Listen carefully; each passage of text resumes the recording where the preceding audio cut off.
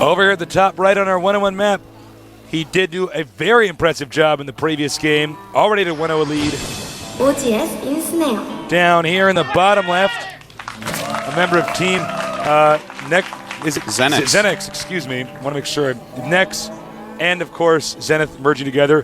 They have the player. Kyrix Zenix. That has like all the letters you never use in English. All we need is a Q in there, Tasteless. All we need is a Q. Yeah, that's actually true. It really does have all the non-used English letters. Yeah. Now let me talk about a few things, because I am actually so confused. Normally, I'm sitting in a Zerg game and I have seen everything 300 times and I know what's going on, but Kyrix, such a strange style for this matchup. You know, I've seen his ZVP before, but his ZVT that game, he went, you know, he took a lot of damage from that early bunker rush. You know, he was forced into a lot of Zerglings, so he's like, what am I going to do with these? And so he drones up and then does the Baneling bust with Speedlings, which doesn't do a ton, but, you know, it definitely downs the numbers of his opponent's army. And then he just does it again, and then he just goes mass Banelings for a long time. Now, Banelings are great. I feel like he overmade them a little bit. If he had spent more money on Mutalisks, maybe, I think we would have seen really quite a really awesome strategy there. But I don't know. It's just a very strange style player. It looks like we're going to have hatchery first here from Kyrix. Now, if Kyrix does stay true to his roots, being a kind of aggressive all-in player, this is a map you can make that work on. Yeah. This map is actually really interesting. We have so many people remove it against Zerg. For some reason, people hate playing against Zerg.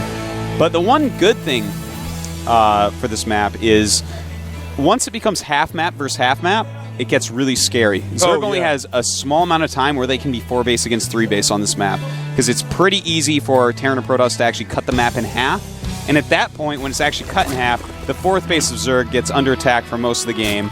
Either that or you dry out. So I would say early and mid-game, it's quite fine for Zerg, but late game, it becomes very scary. Now, the thing is, players don't really know how to play late game right now, so that's where they're a little bit scared of Zerg on this map, I believe. Yeah, it's very similar to almost any map that you play against on Terran, where if you can both share, like I get these 2 expansions, he gets these 2 expansions, the Terran almost always wins in those positions, because Terran is much harder to break when you attack them. Yeah, it can be quite tricky for Zerg to actually make things happen at that point. And then that 4th base, very hard to hold on the side. But I don't know. It's just it's interesting the way people think about these maps. Factory, barracks wallen. Don't forget there are destructible rocks, not debris or debris. Yeah. None of that. I don't like debris anyways. I think it's kind of funny.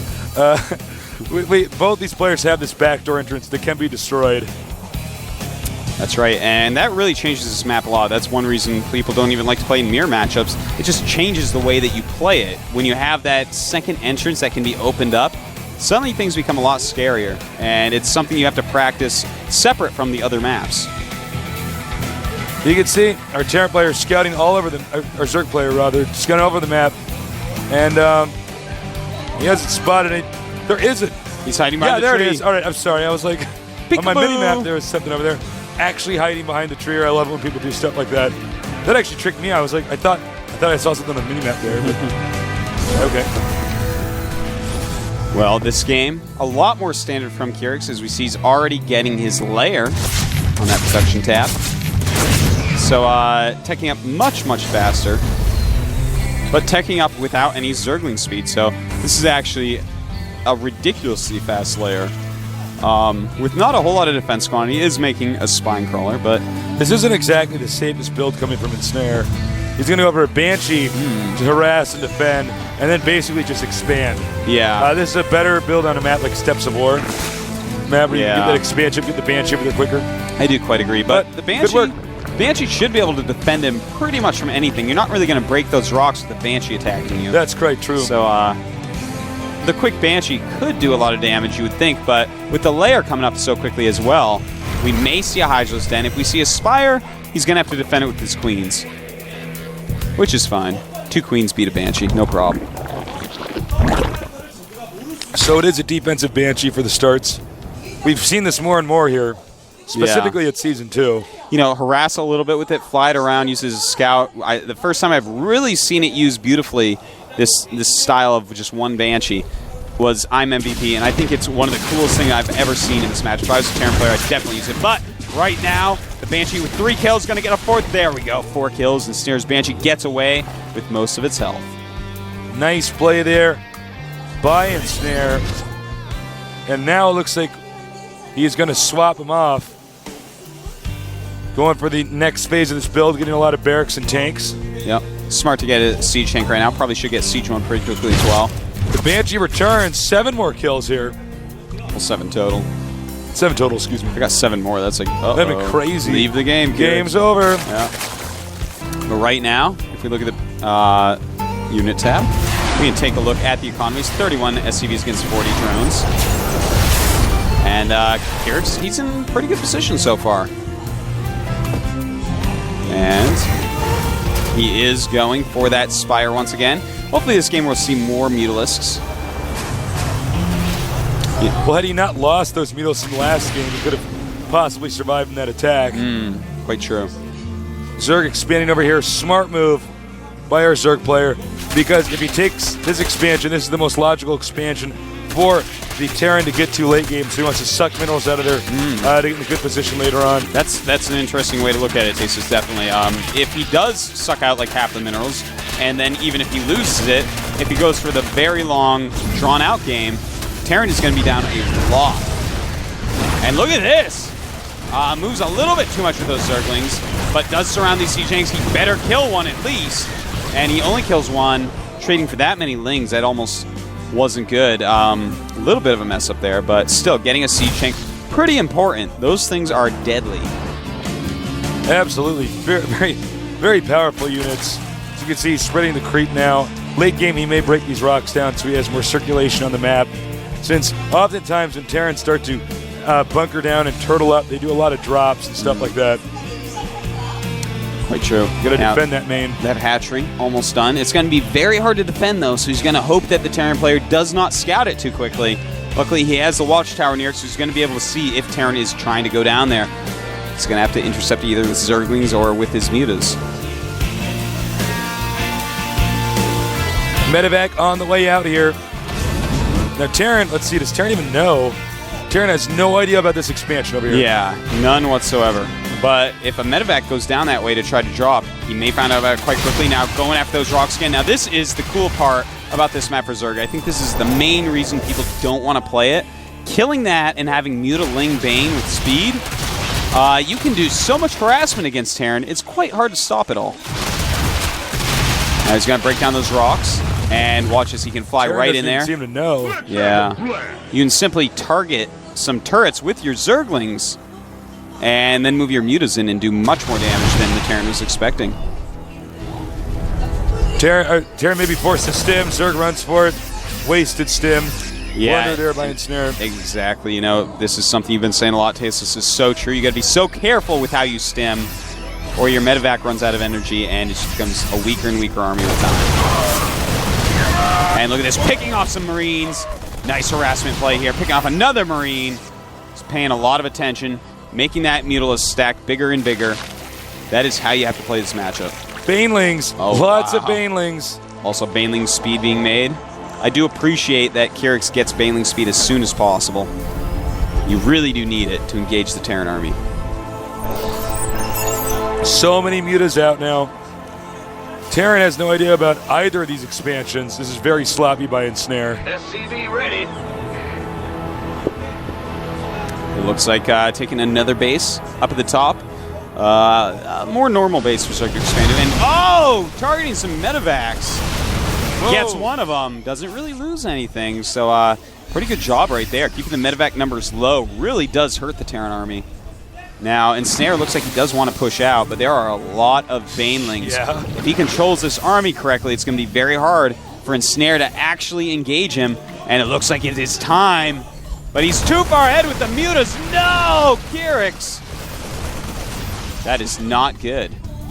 Oh, man, he lost so many of his mutas. He just has to run those Marines away from the Banes nonstop. Let his Banshee, let his tanks, let his Marauders clean that up. Yeah, no kidding. Of course, the tank splash damage so good, and they can absorb most of the Baneling hits. Now, at this point in time, Terran has to be somewhat aware of this expansion. You would think, at least. And you know what's really great is the sensor tower that he has set up in the middle of the map. Yeah. That is going to allow him to see anything incoming. And he already knows that there were units sitting right outside there. They're gone now. Of course, the Banelings have moved back, smartly so. But he's going to know well before anything comes, as long as he keeps an eye on his minimap. You know, the problem for Ensnare, though, is he just isn't really acknowledging or scouting these locations that the Zerg has. Yeah. Once he goes down and finds out that Zerg drones have been mining from his 4th base for this long, he's not going to be happy. Not at all. He's going to be quite upset, in fact. There's going to be too many Mutalisks here. Yeah, not letting him scout. Out. Yeah. Oh, but a Marine does. Does a Marine make it down? I thought one did. And this is what? He's on move command. Ensnare. The big mistake here. And those Mutas can actually take out those Marines. Decides to run away, though. Doesn't want to have any losses against 1-1 upgraded Marines. Terran holding position, but being way too passive is not the Ensnare we know so well. Yeah, you know, he is being so passive. And if you're going to be this passive, take another base. He has the command center, but he's not making any effort to actually push down. But look at this. A nice little attack here. A few Marines removing the drones at that expansion. Don't know if it was really worth it, though. Does he actually still not actually know? No, he knows. Okay. And that cannot make him feel any good at all. But he is going to take that 3rd base, clearing out these destructible rocks. Going to float the command center down. And there it comes. What? Oh my god, he starts building a command center despite a command center floating down. What is happening to Ensnare this game? I have no idea. Command center. That does happen from time to time. You're just kind of on autopilot. But here comes a ton of Zerglings. Here come the Banes. Banes have to go after these Marines. It's so important. Thor's there to suck up damage. A trillion Banes hitting the Thors. Oh no. Oh wow. No. This was quite a battle, Tasteless. He got slammed. He has hardly anything else left. Meanwhile, there's more Zerg units gathering over here in this location with the Overlords. And, you know, if we take a look at the supplies, we have 110 against 117, but attacking this base. He kills this base. It's a good start for Ensnare to come back through into this game. More Banes. And he does take out the hatch. He needs to get out of there fast. Yeah, he does not want these Banes to smash rush that army. You know, Kyrix is a little bit sloppy there. So many Banes actually hitting the Thors. Killing a Thor with Banes is no easy task. No, it is not. His planetary is almost done. He needs to keep this expansion alive. Will he just suicide Banes into it? Looks like he will.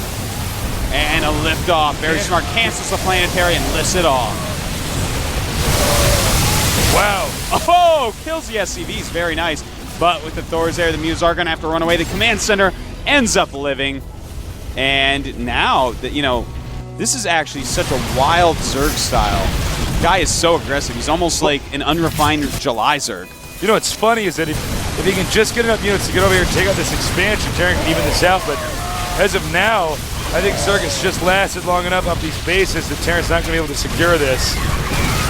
Yeah, it seems like he's maybe hit that critical point where his income is just so much better than the Terrans, and he has enough hatcheries and queens that he can just replace the army. It doesn't really matter with which units, and he's going to be in a great position then. And if we look down here, look at that. So many Banes being morphed. Jesus. Yeah, it's got 21 morphing. It's got 52 drones right now. It's really mining quite well. Expanding again here, too. Re-expanding up there. And Snare is in trouble. He is in real big trouble here, and he is moving down with some Marines, but there are so many Banes here. What is he to do? And it looks like this is going to be GG here. Yeah, there are so many Banes, man. Kyrix's crazy aggressive style seems to be doing wonders against Ensnare. Wow, he really handed it to Ensnare this game. Ensnare's almost mined out. He has to know his chances are basically zero right now. Yeah, you know, this style we actually haven't really been seeing lately from good Zergs against Terran. Now, the style we've seen him do against Protoss was really quite an all-inish style, but right here, it's just a hyper-aggressive style. He's expanding a lot while he does it, which makes it doable. And I gotta tell you, man, It's not a style I use, but I am loving watching Kyrix do this. Oh, I'm so impressed with the guy. Yeah. I am quite impressed with him as well, and I am happy that we actually have such a different Zerg in the top 16 right now. Despite knocking out one of the best Protosses in the world. I know, no on kidding. his way, man. Which I'm sure a lot of Protoss players are upset about. Drones bouncing off that wall and then pinballing their way over here. Terran's not giving up, though. He's going to try to get this location. That's right. Kyrix right now with a lot more supply. He's going right in there. He's got so many banelings. Hitting the Marauders. Going after the Marines. Not quite catching them. But the Roaches coming up to kill the Siege and hits the Marines. Oh, wow. Kyrix is so far ahead. He's got over twice the supply. 67 against 130. Well, about twice. Zerg has made a bunch more banelings and Roaches. This command center will not last for long. But he has a lot of mules there, man. If it lasts for any time at all, he's going to have so many minerals. That's true. So true. That many mules, you can make many a command center. That's right. Here we go.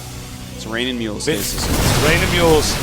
I think he's just going to right-click onto command center. Yeah, I feel like that's going to come as well. And bam! It goes down.